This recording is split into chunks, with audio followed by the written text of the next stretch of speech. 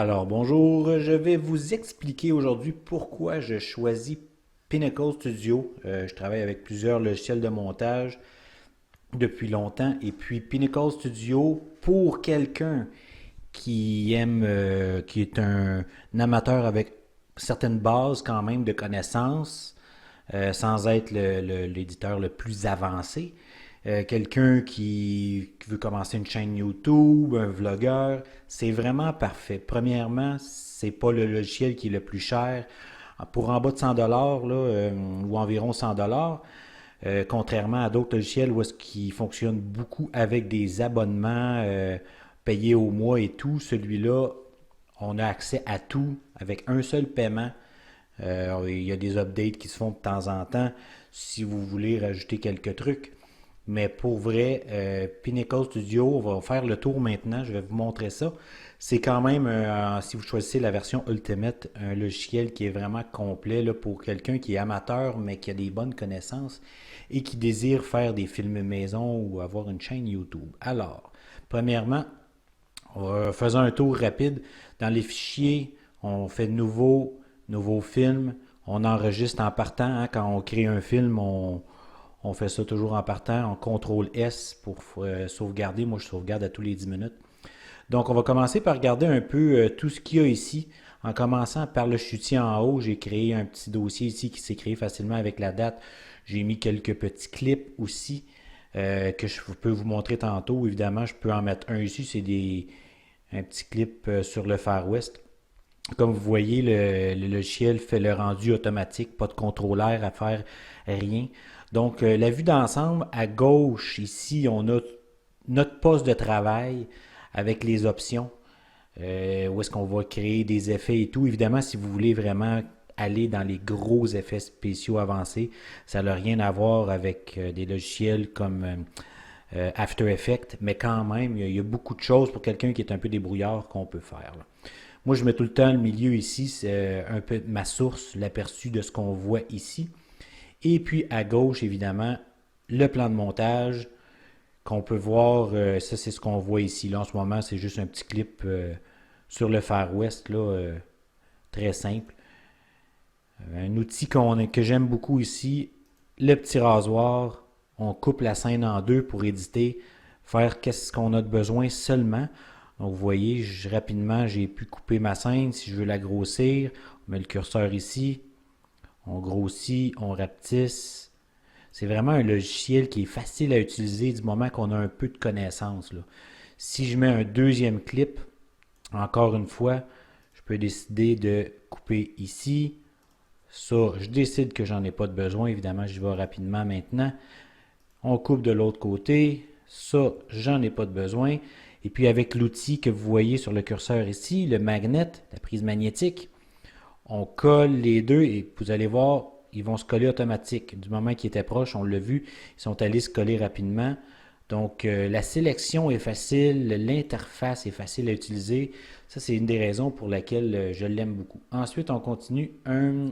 Plus bas, évidemment, c'est tous les projets que vous pouvez faire. Quand on fait des sauvegardes, on travaille, vous voulez revenir sur un vieux projet, on vient ici. Les collections, vos films, ce que vous avez comme importation, ils vous donnent les importations récentes, importées, on les voit ici où est-ce que j'ai mon curseur. Les importations sont relativement faciles à faire. On peut importer directement des dossiers, directement de votre webcam. On peut faire aussi du multicaméra, ce qui est très intéressant si vous voulez importer directement avec plusieurs caméras. Très intéressant aussi. Ensuite, les effets. Donc, les effets, il y en a vraiment, vraiment beaucoup des effets vidéo et de toutes les sortes, là. Comme par exemple, artistique. Hein, il y en a plusieurs qu'on peut faire. On voit ce que ça donne un peu. Si on veut rajouter du feu, évidemment, le bleu ne sera pas là, là. Si on veut rajouter du feu, par exemple, je le mets par-dessus, simplement comme ça, là. Excusez-moi, par-dessus directement le clip. Ils vont me le montrer, vous voyez là. Et après ça, on peut aller dans les paramètres de l'effet et puis déplacer le feu, le rapetisser, le grossir. On peut vraiment jouer avec, là. Je vais revenir en arrière pour ne pas être pris avec ça tout le long. C'est ça. Des effets, il y en a vraiment beaucoup là, si vous voulez avoir des effets de caméra. Ce qui est le fun, c'est vraiment de se promener dedans. Là. Les effets de peinture, si vous voulez que votre petit Far West ici devienne une bande dessinée, on met la bande dessinée par-dessus. Il va faire son rendu automatiquement. Et puis vous voyez, là, il a créé des grains. Donc si je double-clique dessus, dans tout ce que j'ai ici, là, après ça, ben, on peut jouer avec l'édition, là, aller plus personnalisée dans les couleurs, les effets. C'est vraiment un logiciel qui est quand même pas trop demandant. Par contre, évidemment, si on veut pas qu'il plante, là, arrangez-vous pour avoir un ordinateur qui a quand même du bon sens. Vous voyez, là, j'ai mis l'effet ici, bande dessinée. Donc, on peut y aller avec mettre plus de grains, plus de dessins et tout. Mais ça fonctionne pour tous les effets qui sont ici au grand complet. Il y a les New Blue ici qui sont des effets un peu plus poussés, là, qui sont intéressants à visiter si vous prenez le logiciel. Ça, c'est vraiment, vraiment le fun. Donc, je vais l'enlever aussi pour ne pas être pris avec ça tout le long. Voilà. On revient au début. Donc, je vais continuer ici. Alors, le petit éclair ici, c'est les transitions. Les transitions, c'est bien connu. Évidemment, la façon facile, connue de faire des transitions, on peut le faire dans ce logiciel-là aussi. On voit la flèche, comment est-ce qu'elle est placée. On a juste à tirer. Et voilà, un petit rendu rapide. La transition est faite. Quand on fait ça, généralement, le logiciel va nous donner la fameuse transition connue, le fondu enchaîné. Vous allez le voir, je vais la faire jouer.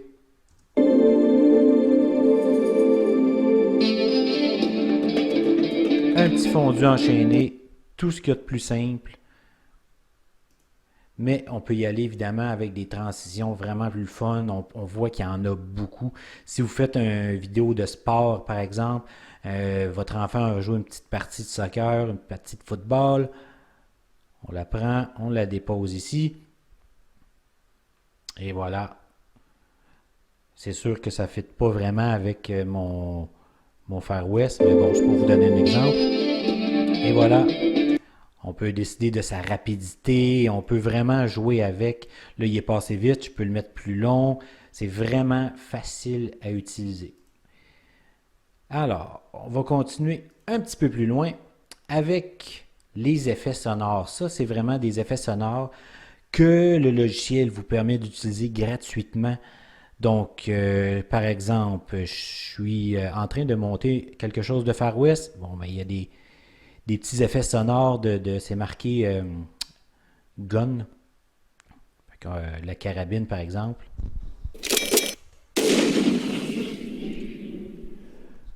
Donc, il y en a plein. Si vous faites de quoi sur une bande dessinée, il y a des choses, des sons comiques. Il y en a vraiment beaucoup. Tout ce que vous avez à faire, c'est le prendre. On vient le placer en bas. Et voilà, c'est fait. Donc, c'est certain qu'il y a l'édition audio aussi. Si je veux couper la musique, on coupe la musique de celui-là pour entendre seulement la carabine. Je trouve que la carabine n'est pas assez forte. Je peux la monter, la mettre beaucoup plus forte. Vous voyez, il a monté de 12 ici. Donc, automatiquement, ben, l'audio il est 100% modifiable.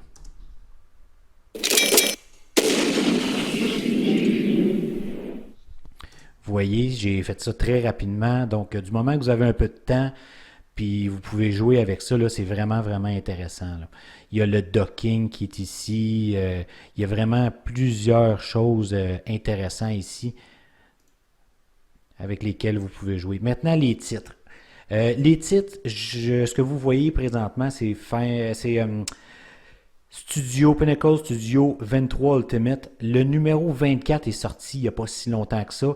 Dans le 24, le gros upgrade, c'est les titres. Les upgrades, les titres sont beaucoup, beaucoup plus modifiables si vous voulez vraiment, vraiment quelque chose de personnalisé. Mais les titres sont quand même intéressants. Il y a des templates sur tout, comme vous voyez, des titres en 3D qui sont 100% modifiables. Tout est modifiable dans ce que vous voyez là. Évidemment, des titres standards, vous pouvez y aller juste en pesant sur le petit T ici, là, il va vous rajoutez Un petit texte très facile à modifier, vraiment la base. Si vous voulez aller plus loin, il y a moyen d'y aller chercher avec les templates. Et comme j'ai dit tantôt, tout est modifiable. Si vous regardez ici, dans mon chutier, donc j'ai déjà mes intros. Les intros YouTube, les intros pour les films, c'est très populaire. Donc, il y en a certains qu'on peut faire. J'en ai fait un rapidement. Là, ça m'a pris 10 minutes. Je peux vous en montrer ici. Vous allez les voir. Là.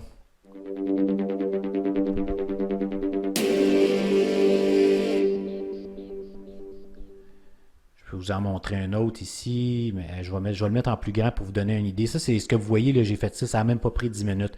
Donc, du moment que vous avez un peu de temps, que vous êtes créatif, il y a moyen de faire des belles choses.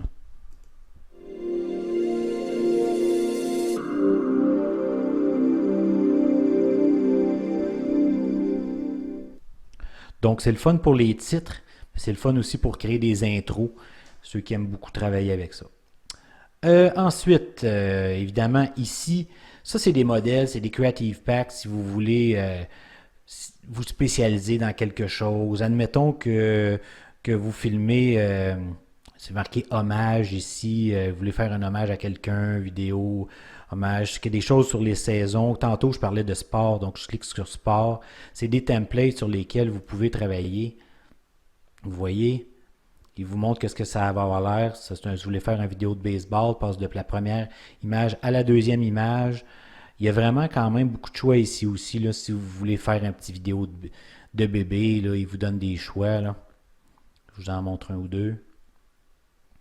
Donc là, il y a une image. La première image part. Le template se rajoute. On s'en va sur une deuxième image. Il y a des belles choses là-dedans si vous voulez spécialiser dans les vidéos de mariage et tout. Là, ça paraît bien. Ça paraît un peu plus professionnel que juste de faire un montage photo très simple. Là. Évidemment, tout est modifiable, la durée, la vitesse, la grandeur, tout. Une chose que j'aime beaucoup aussi maintenant, c'est ça ici. Les sons Score Fader. Donc, si vous voulez souvent faire un film ou quelque chose comme ça, vous voulez mettre de la musique, vous n'êtes pas sûr pour les droits d'auteur, les sons Score Fader, puis vous voyez ici, il y en a 561. C'est 100% free, gratuit d'utilisation, donc vous ne serez pas pénalisé par YouTube si vous voulez mettre vos films sur YouTube ou n'importe quoi. C'est vraiment fourni par le logiciel, c'est vraiment intéressant. Vous pouvez les choisir directement ici, faire des recherches dans la barre de recherche ou faire des recherches directement ici. Admettons que je suis en train de monter un film, puis j'ai besoin d'un film électronique, comme ici c'est écrit électronique. Bon, ok, on va essayer ça ici, je me donne un aperçu ou je le mets directement ajouter au film. Donc je l'ajoute au film. Donc on peut soit l'ajouter au film ou admettons je peux les rechercher moi-même. Tantôt la musique que vous avez entendue dans l'intro, ça a été choisi ici, je l'ai édité un peu. Mais on peut toutes les écouter, on peut toutes les essayer.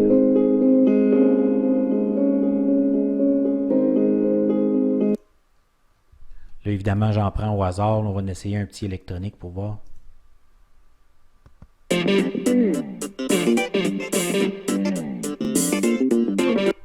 Donc, c'est certain que vous fitez ça avec vos choix de films. Là, en ce moment, si je fais quelque chose de Far West, comme vous voyez l'image à droite, j'irai peut-être vers un beau petit western. J'ai écrit dans la barre de recherche western ou quelque chose comme ça, country, puis il me sortirait de la musique intéressante. Le dernier onglet, ça c'est ceux que vous avez besoin d'acheter au besoin. Vous voyez des petits paniers. Donc il y en a d'autres que vous pouvez acheter, mais avec les 561 gratuités que vous avez ici, là, je pense qu'il y a moyen de faire vraiment quelque chose d'intéressant. Ensuite, les pistes, vraiment, là, il y en a plus que ce qu'il en faut si ce n'est pas à l'infini. Il suffit de rajouter la petite piste ici. Ils m'en ont rajouté une. Vous pouvez renommer vos pistes. Il y en a en masse, beaucoup de pistes pour votre audio. Ensuite, qu'est-ce qu'on a? L'image que vous voyez ici. Chaque image, quand je dis que c'est modifiable, je vais rapetisser ça. Je vais vous donner des exemples. Donc, si je veux travailler sur cette image-là ici, évidemment, il y a le crop.